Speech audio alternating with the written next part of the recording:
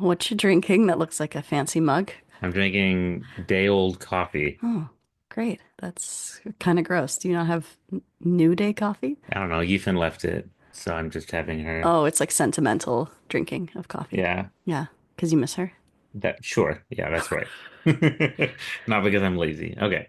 Okay.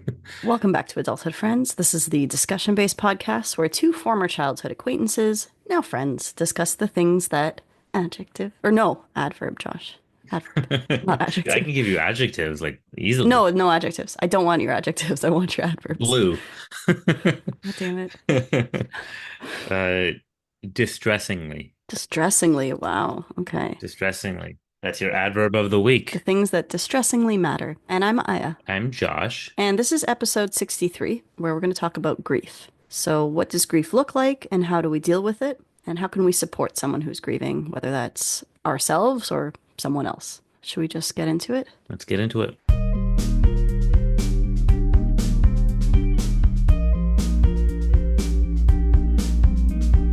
And we're back. It's so good to be back, Aya. It's great to be back, Josh. How are you doing? I'm doing all right. You and I had a couple birthdays We did. since Yeah. we last. So happy birthday to you. Happy birthday to you as well. I already said that on your birthday, so I don't know why we have to Well, say it happy again here. birthday to us. Just for the fans to know that we said happy birthday to each other. That's Yeah, we are right. actually friends. So we did say happy birthday to each other. Josh called like four times and I was like, I can't answer right now. You were And then always the person in class you were the one person who was older than me. I know. And that I'm sorry for that. I feel like I really took something away from you because it was a big deal to be the oldest in the class. Yeah. I was the It oldest was. boy. You Yeah. were the oldest girl. Yeah. So there's that. That's I held true. on to that. We're both maybe that's why we're friends. Yeah, that's why. Yeah. Honestly, Yeah. I'm doing okay right now, but I mean, we'll get into what okay means, but Yeah. there has been a lot of people have actually heard about this, but there's been a bit of an update in Los Angeles Yeah. about what's going on. I'm sure you've heard. Hmm. There are these crazy wildfires Yeah. burning here, like insane, like the worst or some of the worst in the county's history. Like these fires have burnt down entire neighborhoods. People have lost their homes. Some people have Yeah. died. It's been pretty scary. The air quality's been trash. I mean, at least it's nice to see that a lot of LA has been coming together, Yeah. trying to help each other out. That's good. But yeah, I mean, there's people I know now who've lost their homes and have lost everything. Man. So this is serious, serious stuff. And they're still fighting. I mean, as currently as of recording, they're still fighting these fires. Yeah, that's terrifying. It's really like, I mean, we'll talk about it, but I mean, it's not the same as losing lives, like losing your home, but it is something. It is a big loss, right? We spend our life like making our little home and making it feel like something, and Yeah. let alone the financial cost. Yeah. I mean, it's interesting. Like that's just what's going on Or now. just losing having a place. Yeah, Yeah, but it definitely ties into grief. Yeah. for sure. But that wasn't even intentional. It's just something that's like we realized, oh yeah, Yeah. great start to 2025, huh? Yeah, I know. Man, are you okay there? I did check on you. I'm not an asshole. Like I checked on Josh, I'll everybody. be honest, one of the nicest things, people I've hardly spoken with like a long time have been reaching out to ask if I was Oh, okay. nice. That's It's good. been really sweet. We were like Ethan and I were thinking of getting away a bunch of times. There was a fire that broke out kind of close, but then they were able to put that one out. That's good. Anyways, we're okay over here, Yeah. but to show you how kind of close it, like Ethan had to take her bunny to the vet, and her vet's in Pasadena, Oh, and oh no. they're closed That's until further notice because there's Oh fires there. man. And That's it's like, oh, she had to find another vet. Like jeez. it's Yeah. Yeah, it's not like you're not affected. yeah, I mean that's not the same as, we didn't technically lose anything in that Yeah. sense, but it's just it's right there. It's all around Yeah. us. Yeah. Scary. But anyways, yeah, so hopefully that's something that we'll be able to heal from sooner than later. Hmm. But maybe you have some happier news on on Good your front. segue. Nice segue, Josh. Yeah. So I already told Josh this to our viewers or listeners. What is it? Yeah. You told me I told you like like 10, 4 10 minutes minutes ago. ago. Yeah, we were on the phone and I was like, I'll just tell you. I feel like it's more genuine if I tell you in person, like just me and you than like on a podcast, right? It's not a big deal. I think you and I are so genuine on this podcast I that guess, yeah. I don't know, but yeah, and I was like, should I wait till the podcast? And Josh was like, yes. No, I was just gonna tell you. Sorry. Yeah, so Joel and I are engaged, so we're gonna get married. at some point. Mazel tov. Thanks, Josh. That's very nice. Mazel Yeah, tov. thanks. Fun times. I said it before, but I said it kind of like I muted myself a little bit because I wanted to save my energy to tell you That's here. not that's not genuine. So you muted yourself when I told you the first time? Yeah, you did. You were like, "Yeah, that's great. I kind of thought that's what you're gonna say. I'll actually react to it on the podcast." It's rude, Josh. This is real life. There's I real know life. that's what I wanted to respond, but I held it. I held on Okay. to it Oh, okay. You kept it because inside. Yeah. it's actually You, such a big piece of news that I feel like it deserves a bigger, yeah, that's nice. yeah. I wonder, it made me like, I always question everything sometimes. Like, why does it, what's so different? You know, like we already live together, we're already committed, but it does feel like something. So, yeah, I'm very happy and, yeah, Yeah, it's like the opposite of grief. it is the opposite of grief. It's literally the opposite of grief. I like that. We can contrast everything with the hope and Oh, that's nice. Yeah, there's some hope excitement. there. Yeah, thanks. I mean, I feel like most people don't care. No, I'm very, very happy for you guys. Thanks. I love Joel. I think he's awesome, and you as well. And you Yeah, you guys love could, Joel too much. You're always like, is Joel coming or is it just you? Like, if we lived in the same city, I've said this yeah, you before, guys would be friends. I Yeah, would just want to hang out with him. I know. He's like, Josh is the nicest guy. He's like so nice. What? Joel's so cool. Yeah. All right. Well, I wish you guys all of the happiness. Well, I thanks. mean, this is so new and exciting. This is great. It's fun times. Yeah. Yeah. So, anyways, grief. Okay, so let's get to the real stuff. We have an hour. We have set a limit of an hour. So let's get to it. All right. Okay. Are we actually? No, now that you've said that, oh, Yeah. I mean, you could edit that out if you want, but I think it's good to tell our viewers now we have some accountability. We're attempting to keep this within an hour. yeah, we're gonna attempt to keep the episode that we're gonna attempt to keep the episode where I talk about the serious stuff to Oh no, an yeah. hour. Yeah. Keep your sadness contained in this hour, Josh. Yeah, Keep your grief contained. I'll be quick about it. All right. Just be quick about it, okay? Nobody wants to listen to you be sad for an hour. All right. I'm just Okay, kidding. so yeah. So you had a pretty big life event in a not good way. That was really, man. I have a literature degree. Yeah, I I like bad things happen to you, oh. no? Everyone's like, I'm really this episode's a articulate. comedy. This is great. Oh my God, I'm sorry. Yeah, so something big happened. We talked about it a little bit. We Yeah, we brought it mentioned up it, last time. but very briefly. Yeah, so our last episode, we focused on anti-Semitism and kind of, the last year and kind of what we went through in relation to that, Hmm. which also, by the way, entails a certain level of grief. I think we talked about For sure. Like some collective grief. collective grief, as a Yeah, people. yeah, There's been a lot of that going around. for sure. But last year, I brought this up before too, was maybe the hardest year of my life. Yeah. Not just the hardest year of my life, the darkest year, I would say. I think it really changed me, and I can't say whether, you know, for better or worse, just there's the me before Mm. this past year and now the me after that.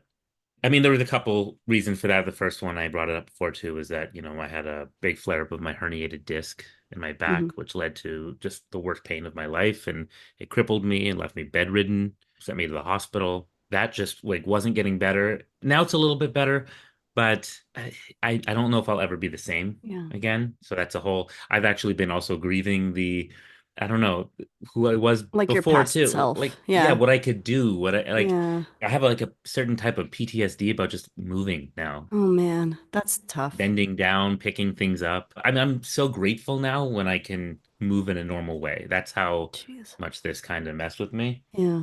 Yeah, and I think we talked about that. Like losing kind of mobility it's a huge kind of Yeah. loss. Well, Yeah. mobility is one thing. Like not being able to move is terrible and can be terrible, but it came along with like the worst pain. Oh yeah. Like I was punished for micro movements that I couldn't even explain. I'd yelp out and scream out in pain constantly, and I felt like a burden on Yifen Yeah. and other people around me. And it wasn't something that just, healed in a couple days. Like I thought it was gonna get in the way of everything. I was afraid I wasn't gonna be able to go to my friend's wedding in Asia. Has it gotten a bit better since then? Right now, yeah, as of right now, I'm kind of okay. Yeah. The problem is that it can flare up and it can go up and down. So I'm always kind of in this state of fear, Yeah. and I just have to kind of operate differently now. I just have to be aware of my body and anyway, so yeah, I've been grieving the loss of my, I don't know, certain functionality of my body For sure. and trying to live in this new dynamic I've got. But that actually is going okay right now, thankfully. That's good. Yeah. Yeah, but the other thing, and I guess kind of the main part of grief we might be talking about here, is that I lost my father this past year, Yeah. a few months ago. It kind of feels like I had to check. Is it a few months ago? Like I feel like it's gonna feel like a few months ago for a long time. It was a while ago already. Wasn't it in the summer? It was in August, I believe. Yeah. Yeah, August. Yeah. That's like Yeah. half a year already almost. Is it happy year? Yeah. That's what I mean. Like it still feels Or fresh. like 4 or 5 months. Yeah. I don't know. I'm bad at months. I mean, we could count. September, October, November, Yeah, December, or four, four or five. yeah. Yeah. So it kind of does feel like even more recent than that. Yeah, Yeah, that was a life-changing event. for sure. And you've lost a parent before, but this was different. And well, very Exactly, different. yeah. It's also 20 plus years later. Yeah, so, I lost my mom when I was 16, and I've talked about that here actually, right? Yeah. We had a whole couple episodes talking about that, and I think we talked about it under the title of trauma. hmm Another light episode. And now we're Yeah. talking about yeah, another late topic. We talked to our friend Pierce about mortality when he lost Yeah. his father. hmm Now we're talking, I guess, about grief, but I'm sure we'll cover some of the same For sure. general Yeah. And topics, but for me it's very personal. And my dad was he had cancer when he was 59 and hmm he was given 2 weeks to live and he lived another 15 years. well, that's In some ways that's a success, right? yeah. In a lot of ways, that's a success. Yeah. Like, And yeah. I talked about this at, you came to the funeral. I talked about how my dad and I had kind of a darkly comedic back and forth. hmm He was kind of fatalistic. He liked to talk about Yeah, his he would always, wouldn't he always like hang up and be like, I'm probably gonna die yeah. like soon. Yeah. Yeah. So why Yeah. weren't you prepared, Josh? He kept telling you. Well, that's the thing. In some ways, well, we can talk about that, but he did. He talked about his potential death a lot, and I was Yeah. kind of trying to be the optimist there. And Right. maybe you won't die. Maybe, you know, Well, no, all of us are gonna die, Josh. yeah, but maybe You, you won't die soon. oh yeah. And you were right. He didn't die soon. Well, exactly. That's what I told him. But like even relatively recently, he was telling me, "Oh, I'm going to die." I'm like, "Yeah, maybe now you will, but you're an old man now, so I'm right and you're wrong, and that's what matters." So yeah, we talked about death a lot. I wish I could say that talking about it made it easier or like more expected, and it it didn't. There's really no way to mentally prepare for something like that. No, I can give an example of how I kind of knew I wouldn't be hmm because there was I don't know if I told you this story before, but maybe I brought it up here. Our friend Isaac Shapiro. Do you know Isaac Shapiro? The name rings a bell, so I probably He do. was from the Jewish community in our Okay. hometown. I think he lives in Ottawa now with his family. I feel like my mom's response for this be like, of course you know blah blah blah.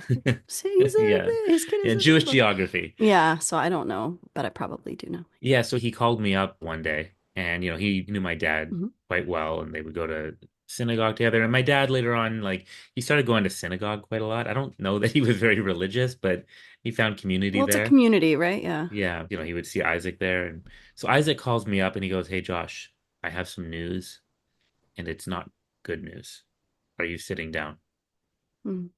I was immediately like, even though I considered the possibility of my dad's death, just him saying this, like I started to have like an anxiety attack. Right, of Like I course. wish Yeah. you'd just say it already, you know? Yeah. Like when you setting me up. Yeah. He goes on to tell me that my friend Jesse Richmond died. Oh man. I was like, oh, huh? And Jesse was a good friend of mine. Yeah. We grew up with him. He went to our Hebrew school too. Yeah, I remember he had a lot of allergies when we were little. He did have a lot of Yeah, he was allergies. like a couple or a year or two younger than us. I Just remember a year, Jesse. yeah. Yeah. My brothers, we always felt like he was kind of like his mom was good friends with my mom, and Yeah. my brothers and I are all very close in age. My hmm younger brothers are a year apart, and I'm 2 years from my middle brother. So he kind of slotted right in there Yeah. and almost felt like the fourth brother Mm. sometimes. That was like a really shocking thing to hear, but also very strange because I was 100% certain that Isaac was going to tell me that my dad died. Right. And then he told me, oh, my friend Jesse died, which is also Jeez. horrible. Yeah, just an unexpected Just a horrible. very unexpected thing. And I was panicking over my dad, and then I was immediately grieving over Jesse. Yeah. We talked about that. He told me what happened, and Isaac, actually, I remember he called me back Yeah. after we spoke, like a few minutes later, and he goes, "You probably thought your dad was dead, didn't you?" Oh my God. Yeah. So he It knew occurred to what you, him. yeah. He's like, "I'm so sorry. I didn't Yeah. consider how that was going to come off." I'm like, "It's okay. This is also horrible." Yeah. I Yeah. remember realizing, though, in that moment that even though I'd always, I talked to my dad about death a lot, and I imagined it in many different ways because it was supposed to have happened so many times. Mhm. I could not prepare for that. Like Yeah. it was a wallop and it didn't even happen that time. Yeah. So I kind of just expected that I wouldn't be able to just totally prepare for that when it was time to come. And so anyways, I guess I can share what ended up happening here if that's Yeah. okay. Yeah. I mean, share as little or as much as you like. Don't feel like you have to or you don't have or you don't. Yeah, I don't know. Like, It you know might what I help mean, right? me. Yeah. Yeah, yeah, no, I know. What you gotta do. You're kind. Well, let's not go too far. My dad, as I said, he was kind of dealing with his cancer never fully went away. Hmm. And I think I've told the story before of it's kind of a miraculous story, right? He was Yeah. supposed to have died. I remember what 5 years went by. They said if 5 years go by cancer free, then you're Hmm. declared cancer free. Hmm. And 5 years went by, he was declared cancer free. And then in year six, it came back. Right. Yeah. I remember even like the first time around, I remember trying to get my dad to come to my graduation, and he was like, I'm gonna be dead. Like, I'm not gonna be able to come to your Jeez. graduation." And I was Oh like, my God. "Yeah, but what if you're not dead?" He's like, Yeah. "Well, it doesn't matter because I'm definitely gonna be Oh dead." my God. Maybe he just really didn't want to go to your graduation. That's what I think because then my graduation came around and I'm like, "Dad, I just checked and you're still alive." I just So checked. so will you come to my graduation? And he's like, "Oh, it's just like boring though, right? Like you don't." Oh my God. He's like, "Don't you just like go get a degree on stage or something? Like, what do you need me there for?" I'm like, "It's what parents do, apparently." Yeah. My dad was a strange fellow. Yeah. We're I all loved him very strange. much, but he's a strange man. And he didn't have a lot of sentiment. He wasn't the most sentimental guy. Mm. But at the end of the day, he actually ended up showing up to that graduation. I remember he'd Oh, forgot. well, there you go. I think we talked about this before, but yeah, he forgot the camera. So he just, when I came out on stage, he just kind of like did like a finger Like a mental camera, picture? you Yeah. know, squeezed his That's fingers, and great. he's like, "Whoops." I mean, that's still, at least he was there. It was a mental picture. I remembered it. That's So nice. So he is sentimental. yes, Well, there you go. It's more of a story than like he took a normal picture. yeah, That's what yeah, everyone does. Everyone takes a normal picture. Now that's you have right. a, yeah, A mental a mental picture. So picture. anyway, some years later, when I was graduating from USC, Hmm. I remember I called him up and I was like, "So, Dad, are you coming to my graduation now?" Yeah. And that's when his cancer had come back, Yeah. and he was like, "No, this time I'm definitely gonna be dead." Oh my God. Maybe And he I just was, scheduled his cancer so that he wouldn't have to come to your yeah, graduation. that's probably what he did. I was like, "Well, you survived last time. It's possible Yeah. you'll be around this time." He's like, "No, no, no. This time the cancer's gonna be resistant to the drug. I'll definitely be dead this time." And I said, Sounds like a "Well, children's book where it's like, and the second time he asked, the man said, I'm definitely going to be dead this time. I actually wrote a But poem he about lived. this. Did you? Yeah, of course I you did. did, and it's just like that, exactly. Hilarious. Yeah, so he's like, "I'm definitely gonna be dead." I said, "Well, let's say hypothetically, you're not dead." Yeah. Same sort of thing as last time, and he was like, "I mean, look, I'd have to fly all the way to California and get Hmm. on a plane and can see you." I'm like, "So you just don't want to come to my graduation again?" And he's like, "Well, it doesn't matter anyways because I'm gonna be dead." Oh my God. My graduation came around, and I was like, "Dad, you're Last I still checked, you're alive." still alive. Yeah, I checked again, and this story would have been so much better if he actually came, but he's like, "No, I'm not coming to It's like, I California." still don't want to come. So I'm sorry, the first graduation was in London? Yeah, that was for Western. That's hilarious. I thought the first, I don't know why I was thinking like, oh, he just doesn't want to go out of town. It was literally like in the same The first city. one, he Yeah. almost didn't come in the same That's city. funny. To be fair, I didn't go Yeah. to my own graduation, so there we are. There we go. Yeah. Some people just don't like those. Yeah. He never visited me in LA. And, I remember asking him, "Are you ever going to visit me?" Yeah. And he's like, "Are you crazy?" I'm like, That's a crazy thing to ask. A lot of parents want to visit their kids." Yeah. And he had this belief that maybe if he gets ill or something happens medically when he's out of town, he won't be able to Mm. deal with it in the same way. I kind of Right. get that. I don't know, a little bit of an excuse, but he also had a lot of anxiety. Yeah. So I got that. Yeah. I did say, like, "Is there ever any time you would come visit me?" I asked him, and he said, "I'll visit you on the red carpet." Mm. So like my film got into a festival, the Chinese theater, Yeah. and it's like the official theater, and it's like a red Oh, carpet and nice. everything. And I was like, Oh, "Hey, okay. Dad, so like there's a red carpet. Are you I was coming?" He's gonna like, say you just weren't enough of a success to get your dad to actually come. and he's like, "Oh no, no, that's not what I didn't mean Oh my that." God. He's like, "No, no, I meant like the red carpet." I'm like, "Yeah, that's the red That's carpet." a re He's like, "No, no, I mean like like a movie where you make like a lot of I money." mean the one that you'll never get to, yeah. Yeah.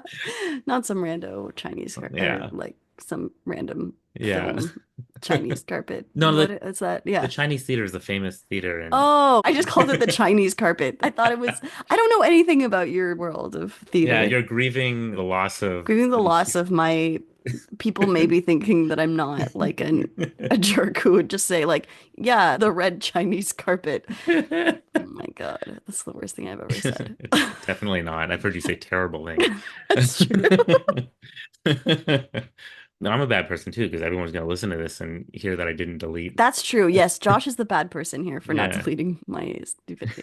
I kind of held out hope that he would still come visit me sometime. And Yeah. so, it's another thing I'm grieving the loss of, that'll never happen. But Well, I don't think he was going to anyways, so don't grieve that. Don't that's what worry I about kind of it. tell He didn't want myself. to. But He really didn't want to visit you, Josh. I imagined if I ever got like, I still thought, what if I had a big successful film, that one on the red carpet, and he'd be there. Mm, But I'm jumping ahead a little bit. So yeah. the Okay. weird thing is, it's not like, oh, the cancer came back and he died. Yeah. What ended up happening was, and he was living at home with my brother, Hmm. Daniel, and Yeah. Daniel's girlfriend. And my brother Alex, like, has a place around the corner. He lives pretty close. And I would talk to my dad all the time, but I wasn't there physically, but I called him all the time and Hmm. I made sure to stay in touch. He didn't call me all the time, but we talked a lot because and I think he appreciated that. He started feeling very fatigued, Hmm. and my brothers both said, like, maybe you should go to the hospital. And he's like, oh, this happens sometimes. He was able to kind of justify it. He said there were reasons that he might have felt that way. Right. But when I spoke to him on the phone, he seemed extremely tired. Like he was having trouble keeping his eyes open. I was like, maybe you really should go get that checked out. Like, this doesn't seem normal. He's like, I'm fine. I'm fine. I was trying to show him my girlfriend's bunny because he liked animals. He Yeah. loved animals. Yeah. But after that, because he couldn't keep his eyes open, I knew he liked to see animals and he couldn't. I messaged my brothers and I was like, hey, like, do you think there's something we should he go to the hospital or something? And my brother Daniel was, he's like, how do we make him? What do we do? We make him go? Like, he doesn't want to go. Yeah. And my brother Alex is a nurse. So I messaged him. I was like, hey, can you maybe go check on him? He's like, yeah, we'll see how he's feeling tomorrow. And if it gets worse, we'll do something. Well, the next day, it turned out he got a lot worse. From what I heard, he was in so much pain he couldn't move at one point, and they had to the fire department had to come in and take him out of the house. My brother Daniel went with, and then Alex joined later. And it turned out he had a perforated bowel that they didn't know about, like a hole Yeah. in the That bowel, something ripped sounds in not there. great. Yeah, that was unexpected. Hmm. So they were like, we have to bring him into surgery like now, right now. Mm. It was an emergency surgery. My brothers told me about this and I was a little concerned, Hmm. but this is a surgery that has a very high success rate. Okay. Seemed it was going to be okay. And in fact, I was on my way to my cousin's cabin with Ethan for a little bit of a getaway. Mm. So I just thought I'd stay in touch and hear that everything was going well. Um, Unfortunately, things got a lot more complicated. My brothers, by the way, they told me like on the way in because they were speaking to him as he was being taken into surgery and he was a little bit loopy and out of it. Hmm. The last thing I said to my dad on the phone, because I always, I made sure to say it as I said I love you to him Mm. the day before, and my dad said I love you back. My brothers apparently said to him as he was being wheeled into surgery, I love you. Hmm. And my dad said, whatever. Oh. Oh man, that's It funny. was very him. And I think he was just kind of out of it. Yeah. That's like, they were kind of left with that, but also it's Um, kind of him. Again, it's not he's just not sentimental. yeah. And I'll get into how incredible a person my father, was, but I mean, some people express their love differently, right? Like yeah, that's yeah. I always called, and I can say this, I guess, because my girlfriend's Asian, but I always say my dad was kind of an Asian dad. Mm. Like, there's that stereotype of like they don't really express their love through sentiment. Oh, is It's that a a thing? I lot didn't more know that. through action. Oh, I don't know. okay. I think it's kind of a common thing, but I feel like yeah, is that not a universal dad? Well, maybe, maybe I not. don't know. I don't I know don't about know. that. Mm. He was particularly not sentimental. Yeah. So, anyways, I was supposed to have this nice little getaway Hmm. in Running Springs up in the mountains, this I'm cabin. sorry your vacation was ruined, Josh, Yeah, by a that's right. tragedy. Exactly. I was just on the phone the whole That actually time. does sound like a fun vacation. You were It would have in a been now. cabin, yeah. I feel like, Yeah, yeah, tragedies are usually scheduled for when you have a vacation. that seems Like to if happen. there's a God, he has a really messed up sense of humor. Well, I actually had this kind of ominous feeling even on the way there. Yeah, I just kind of felt, I don't know how to explain it. I just, something didn't sit right. I kind of felt, I yeah, think that possibility was in my head. yeah. So apparently the surgery was semi-successful Mm-hmm. in that they managed to kind of fix the perforation Mm-hmm. to a degree, but he was like bleeding a lot in there and something weird started to happen, which we got filled in a little bit later. But I think his like white cell count like started spiking. Mm-hmm. He was losing a lot of blood, and so they just kind of they didn't sew him back up. They vacuum sealed his. And I hope it's okay to talk about this, but they like vacuum sealed him shut. I feel like I'm gonna puke, but that's fine. Yeah, go I'm for it. sorry. Yeah. So they had No, to it's like, it's okay. like a vacuum seal thing where they don't actually sew you up. They just kind of, it Yeah, just kind of holds it together. right. So they can easily open it back up or what? Yes. And so while he Okay. can like recover for, let's say, a couple days Right. from the Okay. blood loss and stuff. The problem was in that time, it turned out that I guess I don't fully understand this, but I guess the cancer kind of came back with a vengeance. Mm. And this may have been linked, or maybe the cancer was already coming back. But like, there's something to be like, you're I mean, it's these, high this, stress. Like that's the most stress ever is being like in on your under body. cert. Yeah, like Yes. so something else coming back that is like related to.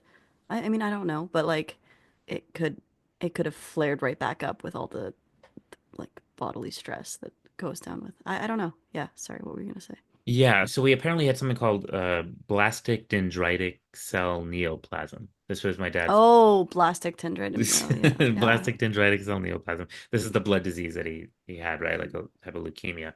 Mm. But they were checking his, I think it's a white cell count. Forgive me if I'm wrong, but like I Okay. think it was like six or something, like the week or two before, and that's like good. It was what it should have been. Okay. These numbers were good. Going into surgery, it just kept like jumping up, and then during surgery, jumping up more. It went up to 60 something, and then it went up to 90 something, like 92. Yeah. What he basically said, the doctor like kind of got us on a call. Hmm. He said if it goes up to 150 or higher, he doesn't have days, he has hours. Yeah. Jeez. Basically, he said, here's our problem. Your dad's kind of stuck between a rock and a hard place. The problem we have here is the only way to stop that is we have to give him chemotherapy. But what does chemotherapy do? It wrecks your body and your immune system. And he needed that to like heal from this his stomach surgery. Right. Both of Yeah. those things were like really, you didn't even want to move him. And Hmm. on top of that, there was some like liability thing with the hospital there where they couldn't give him chemo. So if they were going to give him chemo, they had to move him to another hospital, which was crazy. That's And the crazy. doctor himself That was is like, "It's crazy. stupid." And I remember I spoke to Simone about it. We've had on here before, and she's a doctor. She's like, "That's totally Yeah. possible if they wanted to give him chemo there." But I guess liability stuff. So they decided the most important thing to do was they had to give him chemo, even in his state. So they moved him Mm. to the other hospital. And I guess that was, it seemed successful, but very quickly he started going downhill once they started chemoing him. And just, they told us like he's not going to make it through the night. Uh, so every step of the way, we kept hoping for the best case scenario, and it kept not being the best case scenario to a point where it's very strange. My brothers and I, we get along. I wouldn't say we're always super close, but it's kind of really pushed us closer, of course. And we had to, we didn't have another parent to deal with this. It was just us now. Hmm. And, my aunt was involved as well, thankfully. And Yeah. my dad has three siblings, and one of my aunts was like, there the whole time with us. I'd hop on a call with my brothers and we had to start making decisions. And that was really, really Yeah. something I was not expecting to do, you know, because there were certain things that turned out like by the end of the night, like his organs were all failing. Interestingly enough, I think his brain was still okay, but his organs were all failing. His kidneys failed, his liver failed. There was no real future, and they could try to pump him. They were pumping him full of so many drugs just to kind of keep him going. But without those drugs, he wouldn't have made it. Yeah. And we had to make a choice of whether or not we wanted to prolong this for some amount of maybe a day or two or a few days, or just stop. And he wasn't going to wake up at that point anyways. He was unconscious. Yeah, I was there at that cabin for one day, and that whole time I was on the phone dealing with this. Yeah, and You were dealing in the with. middle of the night, I mean, my brothers were there in person with their significant others, and my aunt was on the phone on FaceTime, and I was on FaceTime. We were there in the last moments, and we made the decision to kind of let what was going to happen happen. That was definitely one of the absolute hardest experiences of my whole life, and I'd be lying if I said that wasn't traumatic. No kidding. And Mm. as I'm sorry, as I'm telling you this right now, it's all feeling like fresh again in my brain. So, anyways, after immediately after that, he passed away, and then I booked a flight immediately back to Canada. Mm. My girlfriend came with me. It was very sweet of her to do that, and it wasn't easy for her either. We came back, and we're Jews, right? We don't embalm the body. We have to bury it like right away. Yeah. So, he had a Jewish funeral, and Yeah. he was buried next to, there was a plot already set out next to my mom, which I don't even know that he Yeah. wanted. I just think that was like it was already there. I guess he kind of accepted it, but he just didn't have a Yeah. better place, I guess. I don't know. Because, they didn't, I've talked about it before. They had issues. Yeah. I mean, I'm trying not to make insensitive jokes, so Now I he's don't got know to what to lie say to with that. Yeah. her I next mean, to her yeah, it's, forever. I mean, you made some jokes about that, I feel like, at the funeral. Did you not? I probably did. That's one of my ways of grieving. Yeah. No, I get it. I get it. So I immediately came back, and then we had to go to the funeral like right away, and I wrote a eulogy. Yeah. I probably offended a bunch of people with my eulogy because it had a bunch of dark humor. It was a it's the best eulogy I've ever heard. Oh, So, it's very sweet. no, really. I mean, I don't haven't heard that many, but even in like movies and stuff, I was like, this is actually you were legitimately funny, which is hard to do. It was like funny, heartfelt. It was like you'll laugh and cry at the same time. I think that's how you get people to feel. I know some people think that's not what it's supposed to be, but I think it's not up to them to decide what a eulogy is or isn't supposed to be for the son of the person who passed. That's kind of how I felt, but also I just believe that, it was important to humanize him. I don't think we love people more because they're perfect. I think we appreciate what makes people human, their quirks, the things that make them stand out, the way they manage to be loving or good or fun amidst all those quirks too is really Yeah. I don't know. My dad was filled with that. And he was filled with all these contradictions that were so interesting and endearing and made him really special. And I wanted to try to capture all that. Yeah.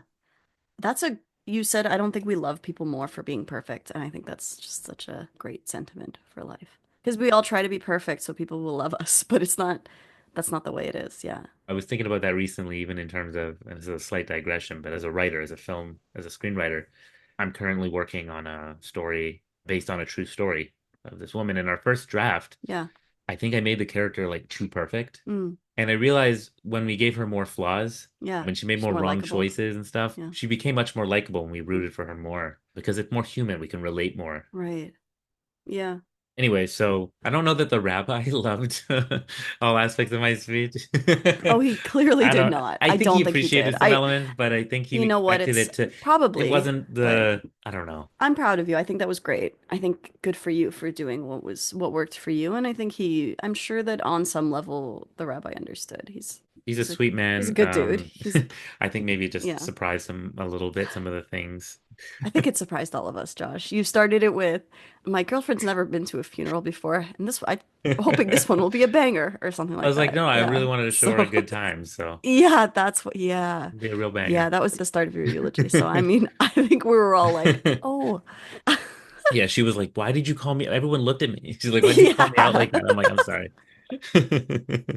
Oh, deflecting onto you, babe. I don't know. Yeah. My brothers didn't really want to talk, so Yeah. I kind of tried to speak for us. And I mean, it's all kinds of emotions at that moment, right? Yeah. What was really important to me at the time is, my dad was the kind of person who I feel like he was, in many ways, he was very selfless. He did a lot for others. That's what I'm saying. Like he wasn't very sentimental, but in his action, he was always Right. he put others before himself. He didn't ever want anything for himself. He didn't seem to Mm. like a lot of things either. He saved all of his money so he could give it to us one day, and Oh, that's he nice. didn't ever want to get himself anything. He loved his cats. He liked the cats, he liked the animals in the house. Yeah. He really was a person who showed his love through action, Yeah. and he did it without making much noise. And so I thought this was an opportunity to make a little bit of noise. I thought he deserved that. I wanted people to really understand how kind of amazing he was, and he was. He's a real, and it's really hard now, obviously, to say was. Right. Yeah. I keep correcting myself like Changing the milliseconds past before I tense. say, yeah, Jeez. I'm about to. I say is and then to Yeah. was like Yeah. the initial thought. I know a lot of people can relate to that after losing somebody. Sorry if this isn't as quick as uh, Josh, you have 10 minutes. No, you're yeah. okay. You're okay. You've got a good, honestly, you've got a good 15, but if you need to go longer, it's fine. Yeah, take as much time as you need to talk about this horrible thing that you're dealing with right now. Yeah, please take your time.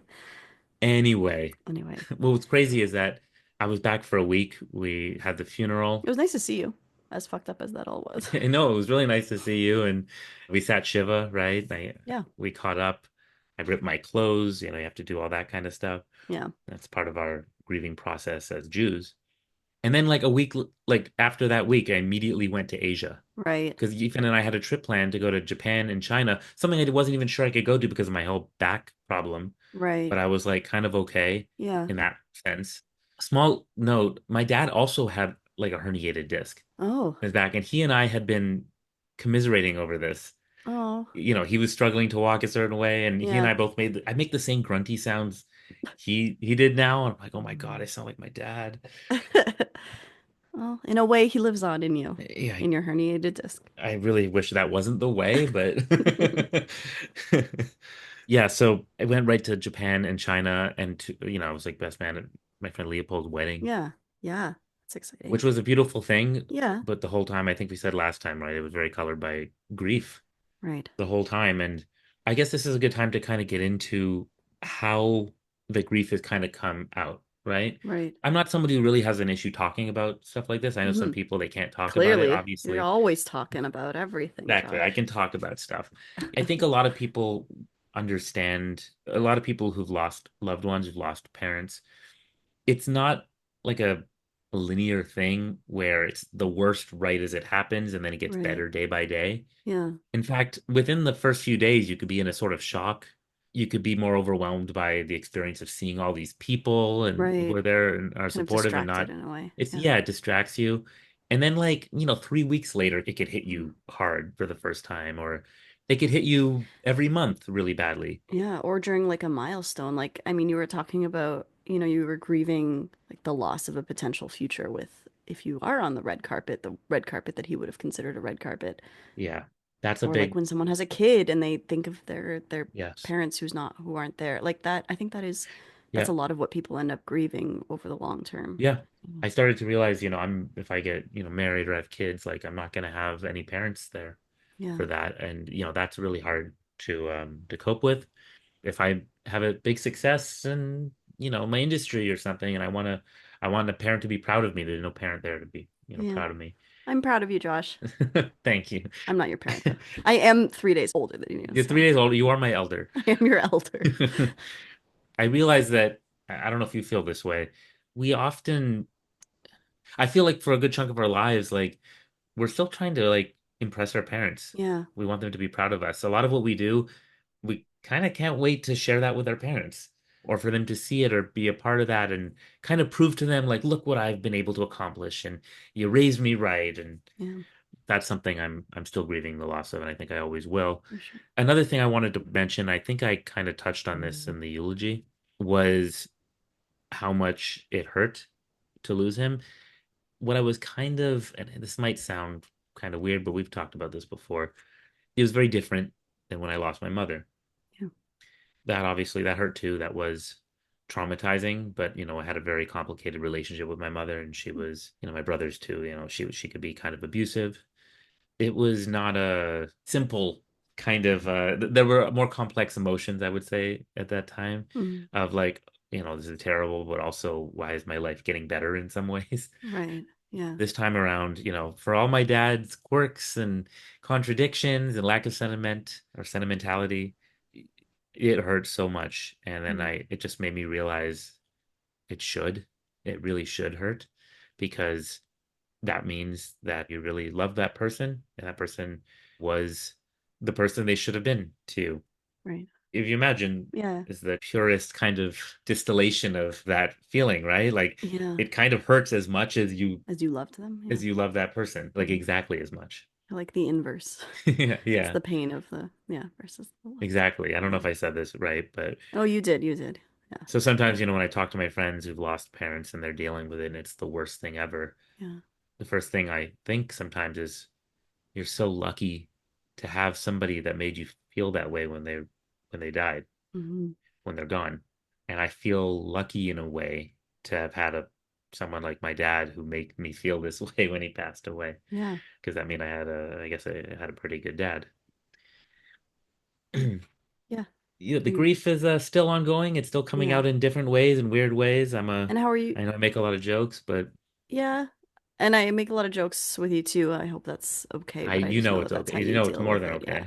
Because I Yeah. don't, just so people know, I wouldn't do this with just anyone. I wouldn't be like, oh, well, the person you really cared about passed away. Let's make some jokes about it. Yeah. Humor is definitely a coping mechanism for you. It is, yeah. Yeah. I guess I have you obviously, thankfully you have both your parents with you right now.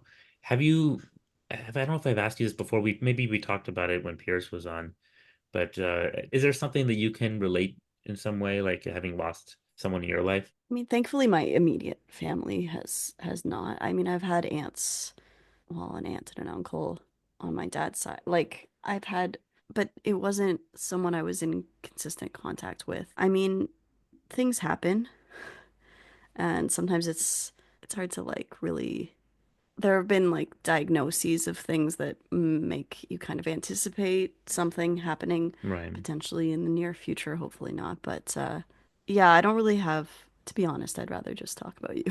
So, let's just keep it on you. We're running out of time, Josh. So, yeah, Oh my this is God. fine. Yeah, no, let's talk about coping mechanisms. I was gonna say this though, even like what you were saying there, that was actually something that I thought about, when I looked at my parents' deaths, my mom was a lot more, it was really kind of sudden and out of nowhere. Mm, And my dad, it still felt sudden yeah, given what happened, and it wasn't straight up, the cancer got him, like it was some no, convoluted thing that happened. But it's the process of dealing with him having cancer over all those years. right. That's its own kind of grieving too, right? Yeah, I don't know exactly what to call that, but that's just a state of anxiety we Right. were in all the time. My dad was in it all the time, and I Yeah. was also in it. And it was just kind of hanging over us, right? And in some ways, dying is harder than death, Hmm. if you are aware of it, I We guess. were all dying in We're the, all dying, right? yeah. It's weird. There's grief, and there's also sometimes a mixture of relief Mm, if someone's been suffering. And yeah. my dad did have a lot of suffering as well. I'm not sure I always related to all the people who were like, his suffering has ended now. I'm Right. like, I don't know if that always is how I felt, but Well, because he still found enjoyment in life, it sounds like, right? He was still enjoying I things. think so. It's hard to read him sometimes, but he clearly was worried about dying. He talked about Yeah. it a lot. Yeah. So, yeah. And what have you, in terms of kind of dealing with that stuff? So you're comfortable talking about it? And like, are you talking just to people, just to friends? Are you, like, what are you doing to take care of your own? So obviously I'm lucky that I have a wonderful girlfriend and partner who's been there for me and supported me. Yeah. But yeah, I have a lot of really wonderful friends and I've also Like me. I'm like wonderful. you, I'm exactly. your wonderful friend. Exactly. But I also have friends who I've talked to who have lost parents as well, and we Yeah, that's bond over that. Like we talk right. about Well, our of dead dads course. or, It's a you know. shared experience and like you get to see what someone else, how someone else deals with something Yeah. that's similar, but everything's always a little different, right? But yeah. I have a few friends who lost like their dad that year, like the same year. Oh, So that wow. was Yeah. I always had that kind of added layer though that I wasn't just grieving losing my dad, I was grieving losing both my parents. Like I had no parents left. I Yeah. was talking about You're that. like a 36-year-old orphan. It's kind of what it feels like. I Yeah. don't think you're an orphan after 18, but just a sad adult. When my dad originally got cancer and he was given 2 weeks to live, if he had died then, like it was said he was going to, my youngest brother would have officially been an orphan. Yeah. He was younger than 18. But I think that's one of the biggest things for me is that's harder to relate because I think there's not a lot of people who don't have both their parents. Right. I was talking to Simone about that though, right? Yeah. Simone, Oh yeah. Yeah, Simone dealt recently with, yeah, exactly. Her mom passed, and obviously her dad. There's some similarities there for actually, sure. in a way. I think Yeah. with her mom having cancer and then her dad dying back in when she was a Well, kid. before we were in grade one even. Like when she came to us in grade one, she had lost her father. That's actually how we met her. Yeah. Yeah. So I found it to be therapeutic to talk to other people who had gone through their own Yeah. kind of trials there. And I think, yeah, this thing we all kind of agreed on is that it could just fucking hit you anytime. Hmm. It could just, and you just, yeah. And I've been telling people this, like, there's life before the loss of a parent and life after, and it's a different life. So I don't know if it's just because it's my back or my dad or a combination of all these things or all the collective grief and trauma we've been going through this past year, but I feel different Mm. now. Part of me is grieving what used to be Yeah. because it's just not the same anymore. One of the things that I'm trying to do to cope is so I have this belief that things happen for a reason, but you have to make them happen for a reason. Mm. A lot of people like to say that, everything happens for a reason, right? Yeah. And then you I'm like, want to okay, smack yeah, them.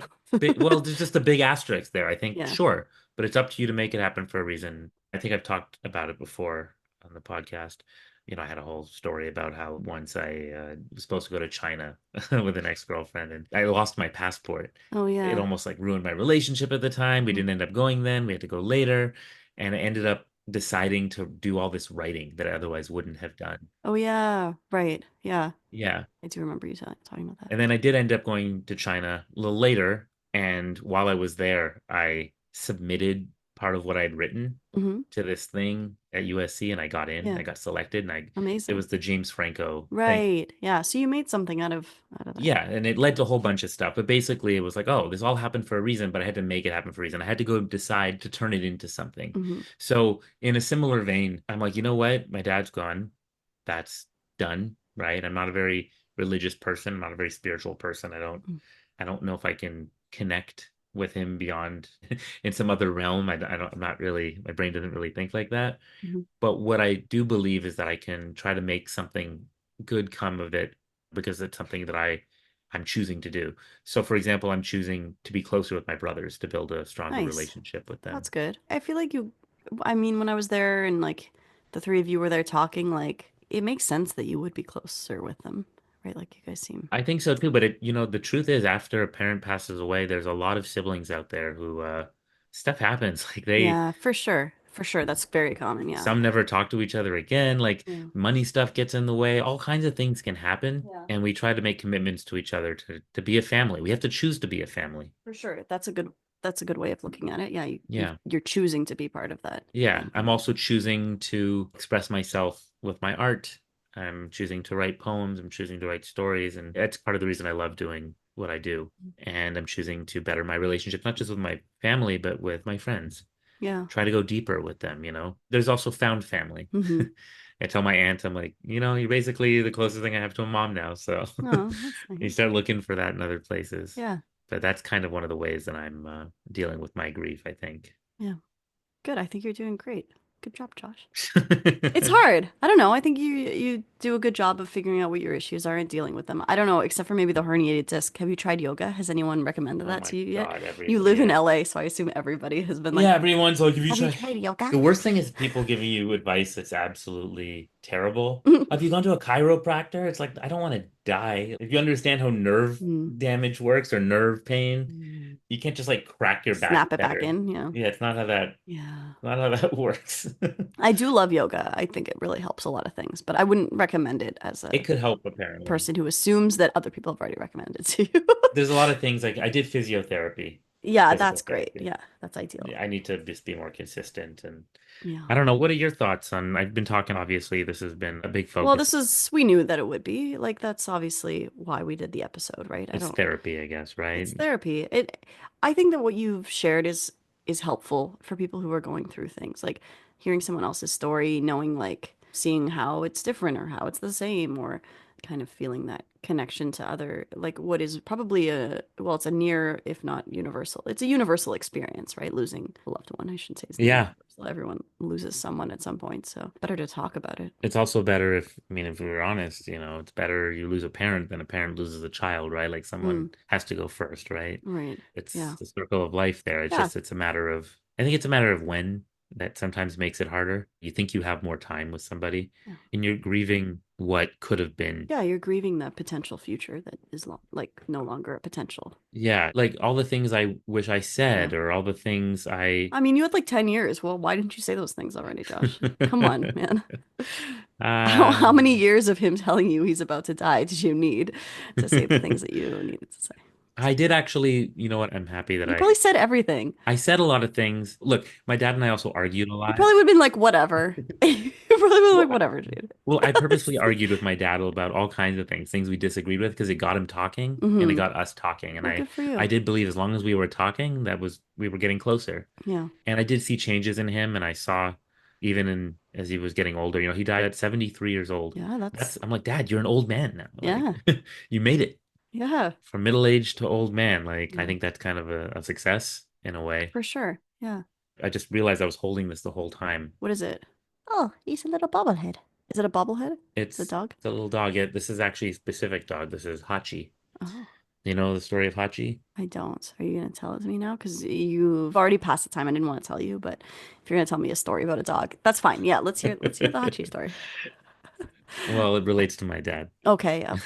Mm. So I actually got this in Japan. Mm-hmm. It's a Japanese story originally, and there's a statue of this dog in Tokyo. Nice. I love places that have statues of animals. It's like you guys good for you. Well, it's because there was this story of this dog that was so loyal to his owner that when his owner died of a heart attack, the dog just kept coming back. Like he just kind of became known at the station there in Tokyo. What's it called there? The big Oh, that's sad. intersection. Yeah, Oh my God. That's like he that Futurama episode. actually, yeah. Yeah. It's the story of Hachi. There was a Richard Gere movie as well about it. And my dad absolutely loved this story for some reason. Like he loved it. He made me, I actually downloaded like a version of it that like couldn't be found and I sent it to him. Yeah. The original like Japanese Hachi and Cool. Hachiko. He just loved animals and he loved that story. So when I was in Japan, I came across the statue and immediately I was, very emotional. Yeah, no kidding. That's one of those things, right? Where it kind Yeah. of just comes out and you're reminded. And so I got this little, what is it? You can see it goes on here like this. Oh, oh, Hachi. So It cute. says Hachi. Oh yeah, it does. Yeah. It's got a little stand. It's supposed to go on my desk here. But I also got keychain ones for me and my brothers Mm, that we could all have on our keychains nice. to remember him by. They don't know this yet. I'm going to give it to them when they come visit me and this coming month. They're Nice. going to come for my cousin's kid's bar mitzvah. And it's the first time, like one of my brothers will be here at least. Cool. We're being a family. That's a hard thing to do sometimes. Oh, little Hachi. Yeah. Well, I have a question for you. Yeah. Um, are you okay? Yeah. Yeah, that wasn't my question. Yeah. Anyways, well, do you have any like religious beliefs that help or hinder, you think, your grief? Like some people really, Oh, that's why so many people that really helps them, right? yeah. I brought up my friend Jesse before. Mm-hmm. And his mom really, I think she became more religious, right? Mm-hmm. I think that really helped her. And it was just him and his mom, Yeah. that was their family. Yeah. I have found solace in my community and the culture. And I like to leave the door open maybe for a religious thing here or there. I'm not a religious person, and I don't think I really do. My dad left the door open more actually over time. He once said to me, I said he wasn't very sentimental, but every once in a while he said something out of the blue that kind of was. Yeah. And he was like, I kept thinking about it and I kept asking myself, like, why am I still here? And I realized I think I'm supposed to be here for you. Oh, That's why he's here for me and my brothers. And that kind of yeah. more abstract sense, feeling like we're here for some reason or Mm-hmm. there are life lessons to be learned in that sense. But yeah, I don't know if it was you I was talking to about this or somebody else recently, but a lot of people, they go to see the grave of somebody. Yeah. That's part of their grieving process, Mm-hmm. to go see them again. Yeah. I don't feel like I'm going to see the person when I go to their grave. Right. You feel like you're seeing him when you look at the little dog. Yes. Yeah. Yeah. by seeing Hachi or something. That's Yeah. seeing him more than going to an area where we put his body in the ground. Right. That's not him anymore. Well, because people are so much more than the body that's left of them. Like, Yeah. yeah, To me, the biggest thing was I really dove into kind of the impact yeah. that I felt my father made on the world Mm. and on me. I'm talking about where he was a forensic psychologist. Right. Yeah, you've talked about that Yeah, before. but it also has a huge impact on my interests and how I am Right. and Yeah. why I said all the weird shit that I did when we were Well, kids. yeah, one of the things that really got me in your eulogy was seeing how much he affected you when we were like what I knew of you when we were a kid was all of his influence, right? Like Yeah. as much as we made fun of you about like rotating dictatorships, Yeah, thanks, Dad. yeah. Yeah, But that's it was right. sweet. It was kind of like, yeah, that's how much like your dad was, you looked up to him so much that like you would speak with such conviction for a little kid, saying like all these things that you heard from your dad. Yeah. Yeah. He caused me a lot of strife because I believed everything he always said. And I would tell everybody as if it was fact. My dad said it, so it's true. It's And I true. would share it with everybody. I mean, we all did that, right? Like we all kind of to some extent. I mean, I had never heard of a rotating dictatorship like before or since, really. Like you're the only interaction I've had with that idea. It was just his belief about Canada. He's like, it's a Yeah. rotated. I told him that I later. I was like, don't Dad, even know what that when I was a means. kid, I got made fun of because Yeah. I kept telling everybody, like, I listened to you and I told everybody Canada's a rotating dictatorship. And they were all like, oh, you rotate? Like, rotating dictatorship? Like the word Yeah. rotate became a Yeah. whole Oh, I thing. And remember. Yeah. I was like, Dad, you told me this thing. And he's like, You're the reason I was bullied in elementary school, Dad. and my No. dad was like, it is a rotating dictatorship. I'm like, okay, I get that you I still know what believe you that, but you mean. understand that I thought that was Yeah, the the actual actual like form of government. yeah. Oh But man. now all these stories now become, I don't know, It's like it does something to the stories. yeah, it's like an Inside Out. Did you see that? Yes, I did. When like That was sadness I touches a memory and it yeah. becomes tinged with like the blue instead of just the happy and Yeah. I saw Inside Out too after this happened and I cried. oh yeah, I cried during Inside Out too. Yeah. We all should cry at Inside Out too. I think people who don't actually I don't want to judge anybody who doesn't, but No, you want to know we definitely something? do. This is the last thing I'll say. One of the ways that I've changed, I think, is that I'm much more emotionally vulnerable. Well, good for you. Some people go the opposite way. So, good job. I guess so. Like, I think I just cry more easily now at things. Welcome to the club. It's terrible. It's the worst club ever. I just feel so much more connected to things now because in some ways, I think that's a good thing. Like, it makes you more empathetic. Yeah. You feel less of a distance from everything. Watching movies now and stuff, it's so much more easy So did you to, have a distance before? I cry all constantly during everything. Not constantly during everything. Like I'm a functioning human being, but like a movie, I'll cry. Like it's not like yeah, of course I'm gonna cry at that if it's good, if it hits you the right way. Like Disney movies yeah, sometimes, like Inside Out, of course. Yeah. So I don't it can be know. therapeutic too. It can be. Sometimes it's like I don't want to feel everything so deeply all the time. Yeah. But I think I had more walls up that I was able to yeah. kind of put between Okay. myself. Those Yeah. walls have kind of fallen down now and shattered. And I realized when I was in Asia, I had instances where yeah, I was feeling things so deeply that I would break down in ways I never did Yeah. before. Maybe that sounds like that's good for you. Maybe Yeah, you were an I don't unfeeling know. robot before this, apparently. I don't think I was an unfeeling robot. It does make you you feel more in touch with the world that you're living in. Yeah, You don't feel so much like an observer, like you're in an armchair, kind of looking over it, and right. That's kind of beautiful. maybe, yeah. Yeah. That like opens up. It's like it opened up, like your grief opened up more of you to the world Yeah, or the world to you. the truth is there is no way to kind of end it in a way that will feel right because I think it is kind of never ending. I think I will be grieving for the rest of my life, but I'm also accepted that, Mm, like I said, life is just different now, right. and that's okay. This has been another episode of Adulthood Friends. Thanks for listening, and please follow us on all the places. And feel free to get in touch if you feel like it. I know people do generally get in touch with Josh, and that's a good move because he's the better one at answering and engaging with people. So, and now he has even more feelings. So feel free to engage with that part of him too. Yeah. Thanks for listening. And I don't know how we end this thing. Josh, are you okay? Yeah. It's okay to not be okay, also. Oh, that's another thing. It's okay to not be okay. But yeah, I don't. It's hard to like be like, I'm ending a podcast episode while you're like, in No, your it's feels, which is very totally fun. it's Like, a good it's therapeutic though yeah, to explore there's those some, feelings and just I've learned it's therapeutic to also just be honest about your feelings. Just feel your feelings. yeah, definitely. Talk about your feelings, explore those feelings and just don't I don't know, locking things up like If there's anything we learned from Inside that Out, that don't lock up your feelings. don't yeah, it's not healthy. No, it's not. It's okay to be honest. Yeah. It's a part of life to go through these things, and it's a part of life to have regrets and wishes and things that are unfulfilled, Hmm. and to kind of have to swerve or to take a detour from what you were intending to do or hoping to do. Yeah. And sometimes it's not what we wanted, but it can also lead to unexpected and wondrous places. Yeah, I'm trying to live with that mindset. I think you're doing great. Good job, Josh. How do we usually end this thing, sir?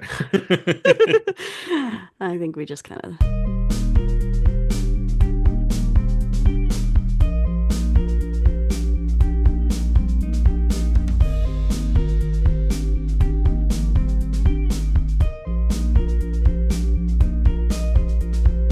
Is this fun for you as it was for me? Yeah, you know what is really like it's an important topic. It is fun for me because it means that like not fun like but fun like oh, this is meaningful. It feels meaningful. There's a therapist inside you though, and I feel like you like to 100%. There explore is. that. Yeah. Like you could have gone that direction in life. I feel there's a version of And you. I still have moments when I don't have a job that I'm like, oh, should I have done that? Should I still do But that? also teachers are therapists in many Teachers ways are a as little. well. Yeah. I honestly ask students if they're okay a lot. No. Like, I don't know, like you sometimes see something in them and you're like, are you okay today? And they'll be like, no. It's like, okay, you just do your thing. But I'm not their therapist and I'm not really supposed to be, so I don't. Do you ever see kids bullying other Oh kids God, and to yeah. see yourself in them? Okay, that's rude. All right. Okay, first of all, I was both a bully and a I know. bully. Okay, so I know both sides of it. So I get, yes, I see myself in both sides. And yeah, I do sometimes see in I'm the, sorry. I just wanted to trigger you for no yeah, good reason. I'm go sorry. fuck yourself, dude. No, no, I get it. I'm glad. Yeah, I always see myself. I see myself in the girls who give me like attitude on the first day sometimes. Not that I would give anyone attitude on the first day, but sometimes I'm like, ooh, I see that part inside of you that I totally had or have. Yeah. So yeah, you always see yourself in those kids and that. I don't. Anyways, No. no, you don't. Yeah, talk about teaching another time, but yeah. Hey, Mazel Tov again on your engagement. Thanks, thanks. That's That's sweet. amazing. Wow, you're I mean, engaged. people get engaged all the time, but I'm happy about it. Don't I don't minimize know. it. It's well, it's People fine. do, but you People do. don't. I don't. Yeah, that's true. And This isn't just an engagement. This is your engagement. right. Yeah. Can you tell Yeah. Joel I'm happy for him too? Sure. Yeah. Why don't you just tell him? It's kind of a weird thing actually that to What? tell him that I'm happy that he's engaged to you. Like when I've told people, I've been like, hey, so and so says congratulations. So like, I mean, I can do that, but you can also just say congratulations, you weirdo. Just say it yourself. Aren't you friends with him? You said you want to be friends with him. Wait, how did he do it? Ugh, I do have to do this whole thing. I mean, okay. I'm not one of the people who does like, no, if everybody should do their own life. And I know you would 100% be the person writing a nice long social media post about this. I'm not really like a sharer of things like that. Did he get down on one knee? Yeah, eventually there was a lot of snow, so he was like, "It's really snowy," and I was like, "Dude, if you can't commit to being like on a knee in the snow, then like, no, I didn't say that, but I did joke like, come on, man, Did you know he was doing it when he was doing it?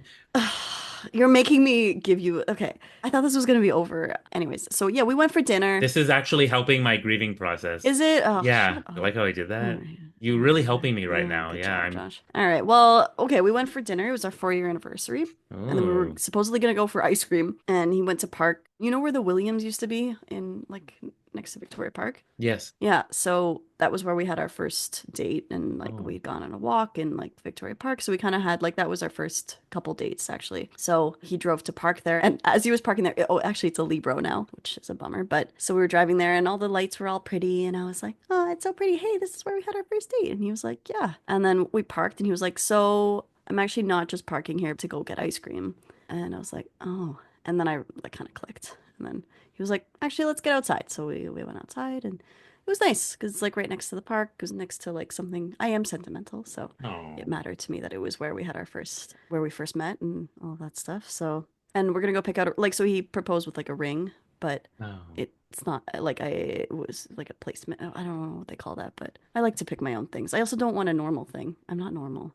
I can see you've been thinking about this. This is great. I'm This like, is yeah, I'm thinking about, well, see, here we go. And now I've exposed this to the world. no, this is great. Did you know it was coming? I mean, yes and no. Like I knew we've talked about things and we've talked about, what would we do and all of that. So I knew it was probably coming eventually. But were you surprised in the moment? Yeah, for some reason, I think I had expected it maybe more when we were in New York in August or like, so I kind of had, I don't want to say I had forgotten about it, but I had stopped like wondering. Yeah. So it was surprising. But once we were in the car and he was like all weird and nervous and we were Oh. gonna get out, I was like, oh, I see what's happening. This is sweet. Was he not sure what you'd say? That's what I said. So he was like having trouble getting the word. He's gonna hate that this is out there. But he Oh. was like kind of, and I was like, "Do you think I'm not gonna say yes?" Like, of course I'm gonna say yes. So it Oh. was, yeah, it was nice. It was sweet. Wow. Yeah. I And then we didn't get ice cream. We just went home. You know what? Honestly, it makes me so happy to hear this. Oh, Here's my sentimentality. yeah. I remember having my fourth birthday party with you, and now Oh, we're discussing getting engaged. yeah. It's nice to share these life things with people. Wow. Huh. Yeah. So when are you gonna pop the question? Yeah. Goodbye. Take care.